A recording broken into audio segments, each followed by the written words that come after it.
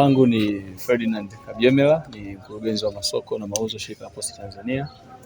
Leo tuko hapa mahususi kwa ajili ya kurudisha fadhila kwa jamii ambayo sisi kama shirika la Posta Tanzania tunaihudumia. Kwanza kabisa nipende kutoa shukrani za kwanza ziende kwenye uongozi wa halmashauri ya jiji ambao walitupa nafasi hii, walikubali maombi yetu ya sisi kama shirika la Posta Tanzania kurudisha kwa jamii kupitia kwenye moja ya taasisi zake. Lakini vile vile tutoe shukrani za dhati kwa uongozi wa kituo hiki cha afya, mganga mkuu, mganga mfawidhi wa kituo hiki cha afya pamoja na uongozi ambao wamekuwa na ushirikiano, wamekubali kutupokea, lakini vile vile wamekubali kushirikiana na sisi ili tuweze kurudisha kwa jamii kupitia kwa zawadi hizi mbalimbali, lakini vile vile kupitia huduma mbalimbali ambazo zimetolewa siku ya leo kwa wananchi katika kituo hiki cha afya.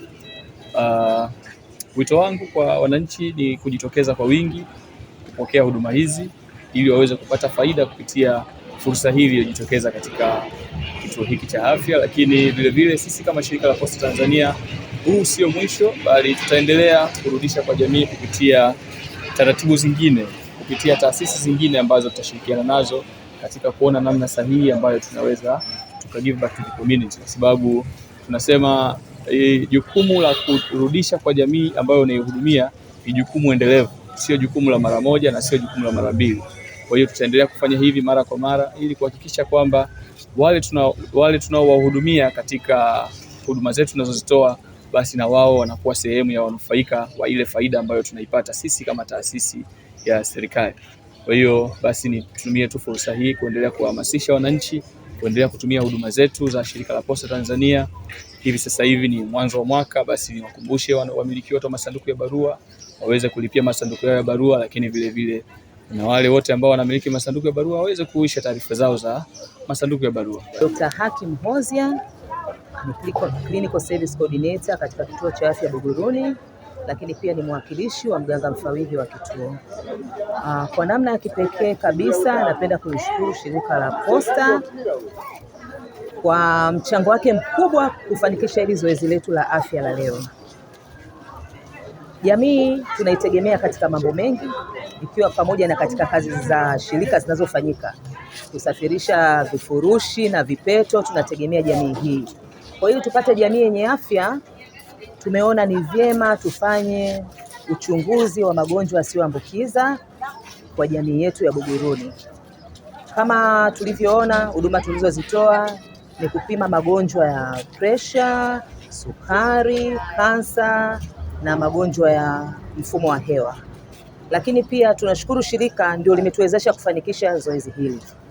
Bila wao na imani tusingeweza kufanya hiki kikubwa tulichokifanya. Na wateja kwa kweli tumepima kwa kiwango kikubwa, wamefika watu kama 150, ni wengi.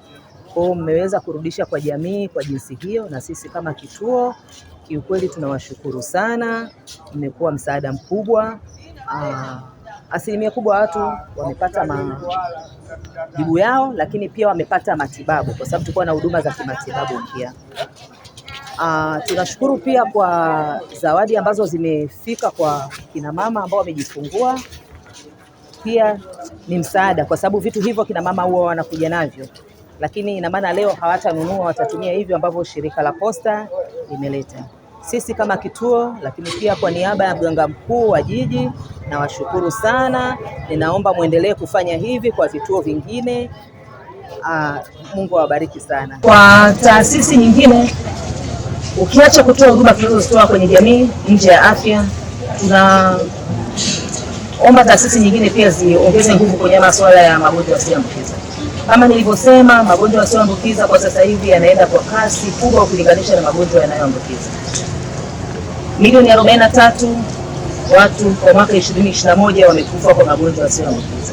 Kwa sasa hivi tunatakiwa kujikita kuelimisha jamii kuhusiana na haya magonjwa, kuhusiana na viashiria, nini kinasababisha. Kwa ili tuweze kufikia jamii, taasisi nyingine natakiwa zituwezeshe. Jamii kama tunajua population ni kubwa, kwa sisi hatuwezi kufika bila kuwezeshwa.